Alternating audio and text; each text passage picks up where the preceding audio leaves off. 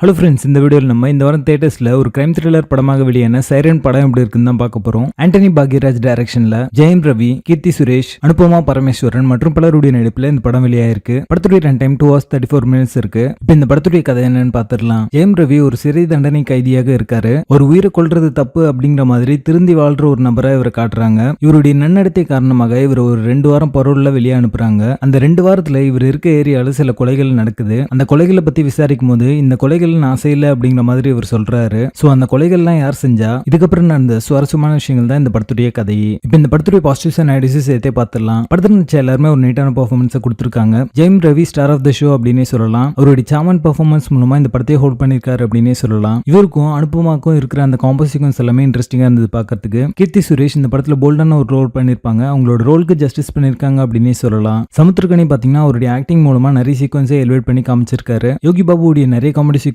பாத்தீங்கன்னா ரொம்ப நல்லாவே ஒர்க் அவுட் ஆச்சு அப்படின்னே சொல்லலாம். சினிமாட்டோகிராஃபி, சவுண்ட் எஃபெக்ட்ஸ் எல்லாமே இந்த படத்துக்கு என்ன தேவையோ அதை நீட்டா கொடுத்திருக்காங்க. இந்த படத்துடைய பெரிய பலமே பாத்தீங்கன்னா இந்த படத்துடைய டயலாக்ஸ் தான். டயலாக்ஸ் எல்லாமே பவர்ஃபுல்லா இருக்கிறதுனால நிறைய சீக்வன்ஸ் அதை எலிவேட் பண்ணி காமிச்சிருக்கு அப்படின்னு தான் சொல்லுவேன். இந்த படத்துல அங்கங்க நிறைய இடங்கள்ல கிரிஞ்ச் ப்ரோமேக்ஸ் சீக்வன்சஸ் எல்லாம் இருக்கதான் செய்யுது. படம் முழுக்க பாத்தீங்கன்னா நிறைய இடங்கள்ல லாஜிக்கல் லூப்போல்ஸ் இருக்கும். ஃபிளாஷ்பேக் போர்ஷன்லாம் பாத்தீங்கன்னா ஸ்கிரீன் பிளே இன்னும் கொஞ்சம் கிரிப்பிங்கா பண்ணியிருந்தாங்க அப்படின்னா படம் நெக்ஸ்ட் லெவலுக்கு போயிருக்கும். இந்த படத்து மூலமா ஒரு நல்ல சோஷியல் மெசேஜ் டெலிவரி பண்ணிருக்காங்க அப்படின்னே சொல்லலாம். கேரக்டர் ஆர்க் அண்ட் டெவலப்மெண்ட் ரொம்ப நல்லாவே பண்ணிருக்காங்க. எல்லா கேரக்டர்ஸுமே உங்களுக்கு கனெக்ட் ஆச்சு. படத்துடைய பேசிங் நல்லா இருக்கும். மொத்தத்துல இது ஒரு அபவ் ஆவரேஜ் கிரைம் த்ரில்லர் படமாக வந்திருக்கு. படத்துல அடுத்த கனெக்ட் இல்லை. இந்த படத்தை நீங்க ஃபேமிலியோட பார்க்கலாம். சைரன் படத்துக்கு எங்களோட ரேட்டிங் 6.5 out of 10.